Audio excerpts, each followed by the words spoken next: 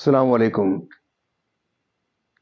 معزز ناظرین، پیارے دوستوں، بہنوں، بھائیوں اور بزرگوں، میں حافظ صفد نواز ایڈوکیٹ آپ کو اپنے اسلامی چینل کے اندر خوش آمدید کہتا ہوں۔ اور ہر روز کی طرح آج بھی ہم انشاءاللہ پارہ نمبر 21 سورۃ الاحزاب کی آیات نمبر 10 تا 20 تک کی تلاوت، ترجمہ، تفسیر اور شان نزول پڑھنے کے شرف حاصل کریں گے۔ تلاوت شروع کرنے سے پہلے ہم درود شریف پڑھتے ہیں، آپ بھی میرے ساتھ پڑھیں۔ اللهم صل على محمد وعلى آل محمد كما صليت على إبراهيم وعلى آل إبراهيم إنك حميد مجيد. اللهم بارك على محمد وعلى آل محمد كما باركت على إبراهيم وعلى آل إبراهيم إنك حميد مجيد. اما بعد فاعوذ باللہ من الشیطان الرجیم، بسم اللہ الرحمن الرحیم۔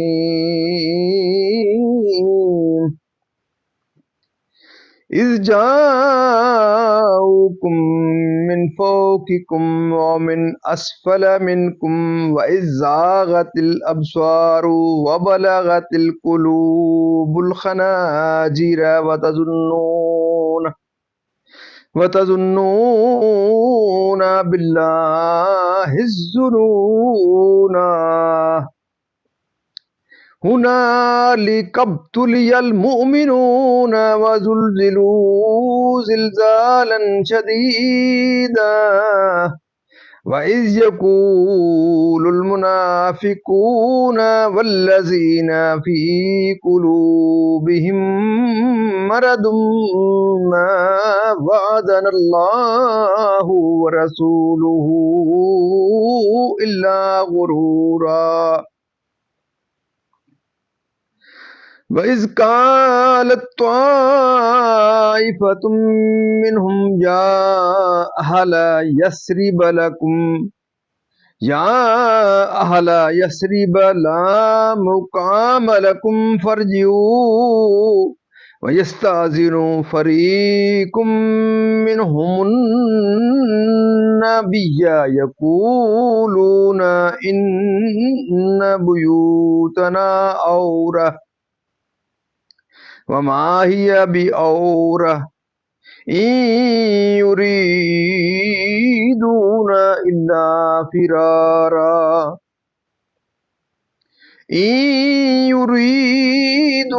إلا فرارا ولو دخلت عليهم من أقطارها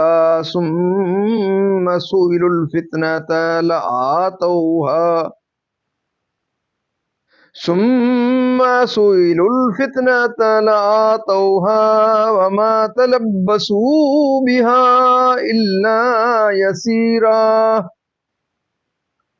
وَلَقَدْ كَانُوا عَاهَدُوا اللَّهَ مِنْ قَبْلُ لَا يُوَلُّونَ الْأَدْبَارَ وَكَانَ عَهْدُ اللَّهِ مَسْئُولًا. قُلْ لَنْ يَنْفَعَكُمُ الْفِرَارُ إِنْ فَرَرْتُمْ مِنَ الْمَوْتِ أَوِ الْقَتْلِ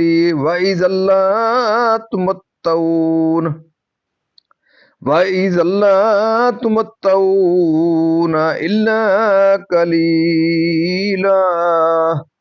قُلْ مَنْ ذَا الَّذِي يَعْصِمُكُمْ مِنَ اللَّهِ إِنْ أَرَادَ بِكُمْ سُوءًا أَوْ أَرَادَ بِكُمْ رَحْمَةً وَلَا يَجِدُونَ لَهُم مِّن دُونِ اللَّهِ وَلِيًّا وَلَا نَصِيرًا. قَدْ يعلم الله المعوقين منكم والقائلين لإخوانهم هلم إلينا ولا يأتون البأس إلا قليلا أشحة عليكم فإذا جاء الخوف فإذا جاء الخوف رأيتهم ينظرون إليك تدور أعينهم كالذي يغشى عليه من الموت فإذا ذهب الخوف سلكوكم بألسنة خداد أشقة على الخير أولئك لم يؤمنوا فأخبط الله أعمالهم وكان ذلك على الله يسيرا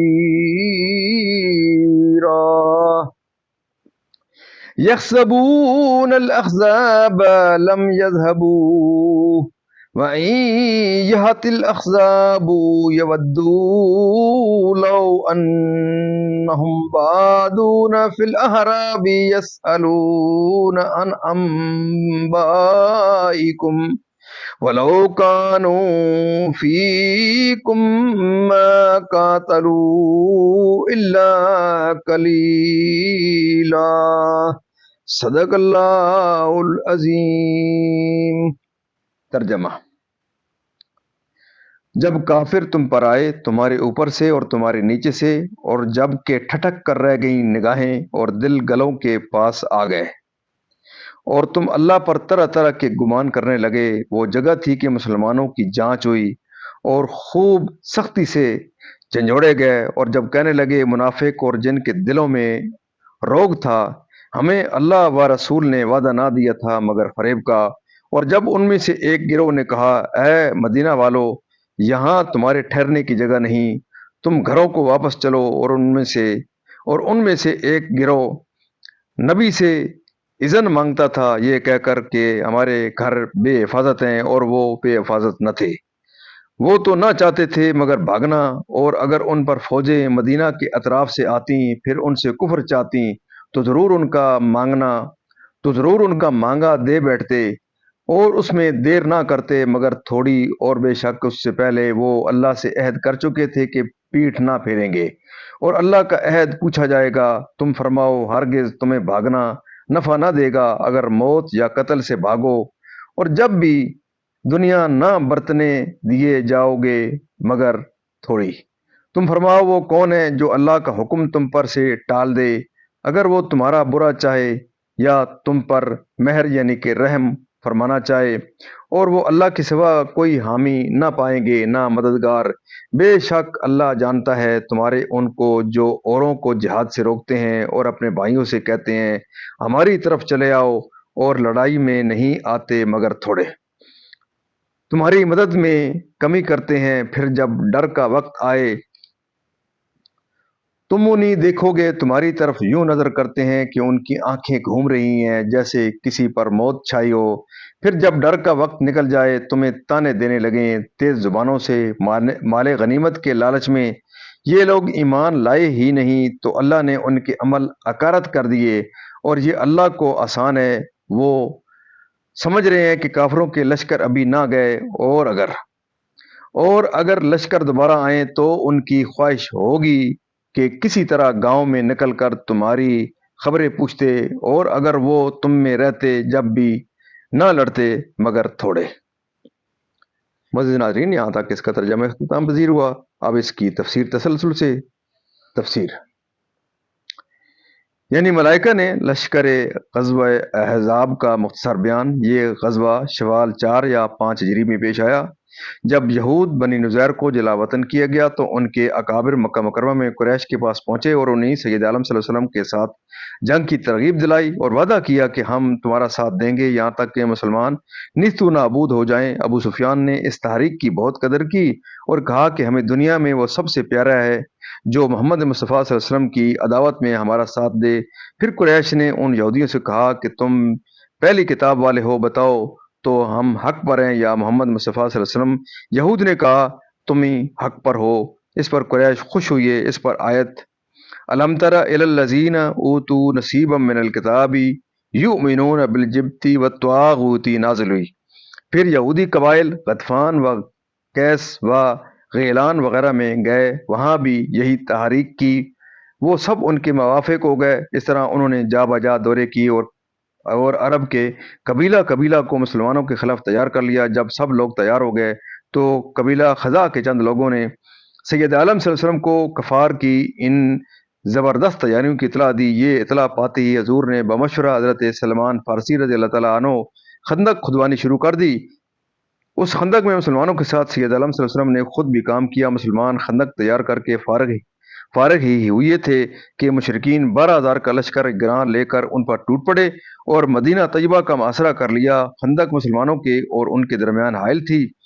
اس کو دیکھ کر متحیر ہوئے اور کہنے لگے کہ یہ ایسی تدبیر ہے جس سے عرب لوگ اب تک واقف نہ تھے۔ اب انہوں نے مسلمانوں پر تیر اندازی شروع کر دی اور اس محاصرے کو 15 روز یا 24 روز گزرے۔ مسلمانوں پر خوف غالب ہوا اور وہ بہت گھبرائے اور پریشان ہوئے، تو اللہ تعالیٰ نے مدد فرمائی اور ان پر تیز ہوا بھیجی۔ نہایت سرد اور اندھیری رات میں اس ہوا نے ان کے خیمے گرا دیے، تنابیں توڑ دیں، کھونٹے اکھاڑ دیے، ہانڈیاں الٹ دیں، آدمی زمین پر گرنے لگے، اور اللہ تعالیٰ نے فرشتے بھیج دیے جنہوں نے کفار کو لرزا دیا، ان کے دلوں میں دہشت ڈال دی، مگر اس جنگ میں ملائکہ نے قتال نہیں کیا۔ پھر رسول کریم صلی اللہ علیہ وسلم نے حذیفہ بن یمان کو خبر لینے کے لیے بھیجا۔ وقت نہایت سرد تھا، یہ ہتھیار لگا کر روانہ ہوئے۔ حضور سید عالم صلی اللہ علیہ وسلم نے روانہ ہوتے وقت ان کے چہرے اور بدن پر دست مبارک پھیرا، جس سے ان پر سردی اثر نہ کر سکی، اور یہ دشمن کے لشکر میں پہنچ گئے۔ وہاں تیز ہوا چل رہی تھی اور سنگریزے اڑ کر لوگوں کو لگ رہے تھے، آنکھوں میں گرد پڑ رہی تھی۔ عجب پریشانی کا عالم تھا۔ لشکر کفار کے سردار ابو سفیان ہوا کا یہ عالم دیکھ کر اٹھے اور انہوں نے قریش کو پکار کر کہا کہ جاسوسوں سے ہوشیار رہنا، ہر شخص اپنے برابر والے کو دیکھ لے۔ یہ اعلان ہونے کے بعد ہر ایک شخص نے اپنے برابر والے کو ٹٹولنا شروع کیا۔ حضرت حذیفہ نے دانائی سے اپنے دائنے شخص کا ہاتھ پکڑ کر پوچھا، تو کون ہے؟ اس نے کہا، میں فلاں بن فلاں ہوں۔ اس کے بعد ابو سفیان نے کہا، اے گروہ قریش، تم ٹھہرنے کے مقام پر نہیں ہو، گھوڑے اور اونٹ ہلاک ہو چکے۔ بنو قریظہ اپنے عہد سے پھر گئے اور ہمیں ان کی طرف سے اندیشہ ناک خبریں پہنچی ہیں۔ ہوا نے جو حال کیا ہے وہ تم دیکھ رہے ہو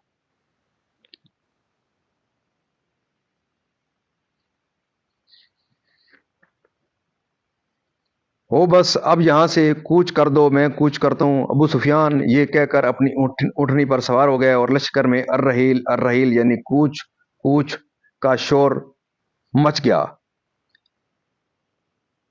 یہ ہوا ہر چیز کو الٹتے ڈالتی تھی، مگر یہ ہوا اس لشکر سے باہر نہ تھی۔ اب یہ لشکر بھاگ نکلا اور سامان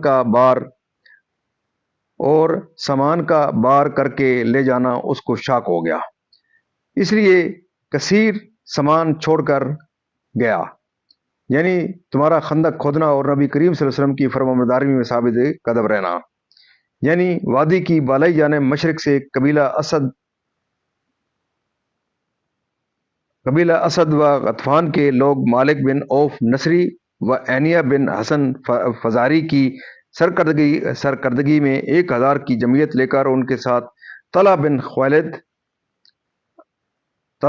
خویلد اسدی بن اسد کی جمعیت لے کر اور حی بن اخطب یہود بن قریظہ کی جمعیت لے کر، اور وادی کی ظہری جانب مغرب سے قریش اور کنانہ بسر کرو کی ابو سفیان بن حرب اور شدت رعب و ہیبت سے حیرت میں آ گئیں۔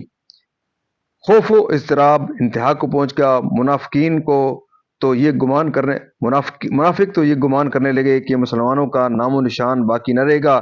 کفار کی اتنی بڑی جمعیت سب کو فنا کر ڈالے گی، اور مسلمانوں کو اللہ تعالیٰ کی طرف سے مدد آنے اور اس سے فتح یاب ہونے کی امید تھی،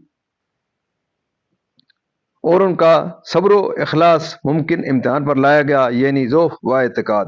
یہ بات معتب بن کثیر نے کفار کے لشکر دیکھ کر کہی تھی، حضرت محمد مصطفیٰ صلی اللہ علیہ وسلم تو ہمیں فارس و روم کی فتح کا وعدہ دیتے ہیں، اور حال یہ ہے کہ ہم میں سے کسی کی مجال بھی نہیں کہ اپنے ڈیرے سے باہر نکل سکے، تو یہ وعدہ نرا دھوکہ ہے۔ یعنی منافقین کے ایک گروہ نے، یہ مقولہ منافقین کا ہے کہ انہوں نے مدینہ طیبہ کو یثرب کا مسئلہ مسلمانوں کو یثرب نہ کہنا چاہیے۔ حدیث شریف میں مدینہ طیبہ کو یثرب کہنے کی ممانعت آئی ہے۔ حضور سید علیہ وسلم کو ناگوار تھا کہ مدینہ پاک کو یثرب کہا جائے، کیونکہ یثرب کے معنی اچھے نہیں ہیں۔ یعنی رسول کریم صلی اللہ علیہ وسلم کے لشکر میں یعنی بنی حارثہ و بنی سلمہ یعنی اسلام سے منحرف ہو جاتے، یعنی آخرت میں اللہ تعالیٰ اس کو دریافت فرمائے گا کہ کیوں وفا نہیں کیا گیا، کیونکہ جو مقدر ہے وہ ضرور ہو کر رہے گا۔ یعنی اگر وقت نہیں آتا تو بھی بھاگ کر تھوڑی دن جتنی عمر باقی ہے اتنی ہی دنیا کو برتو گے، اور یہ ایک قلیل مدت ہے۔ یعنی اس کو تمہارا قتل و ہلاک منظور ہو تو اس کو کوئی دفع نہیں کر سکتا۔ امن و عافیت عطا فرما کر اور سید عالم صلی اللہ علیہ وسلم کو چھوڑ دو، ان کے ساتھ جہاد میں نہ رہو، اس میں جان کا خطرہ ہے۔ شان نزول یہ آیت منافقین کے حق میں نازل ہوئی۔ ان کے پاس یہود نے پیام بھیجا تھا کہ تم کیوں اپنی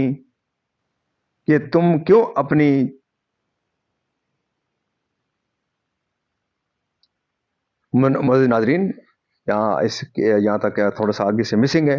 اللہ تعالیٰ کے فضل و کرم سے آج تک یہاں تلاوت ترجمہ تفسیر اور اس کا شان نزول اس کا اختتام پذیر ہوا۔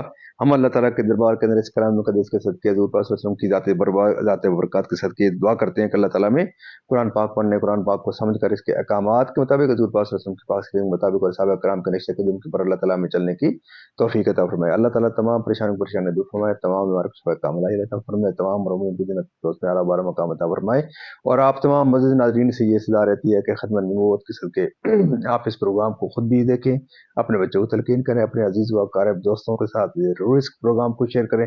اللہ تعالیٰ آپ کی زندگی میں خیر برکت عطا فرمائے، اور دن قیامت مجھے اور آپ کو اللہ تعالیٰ کے دربار کے اندر حضور پاک صلی اللہ علیہ وسلم کی شفاعت نصیب فرمائے۔ آمین ثم آمین۔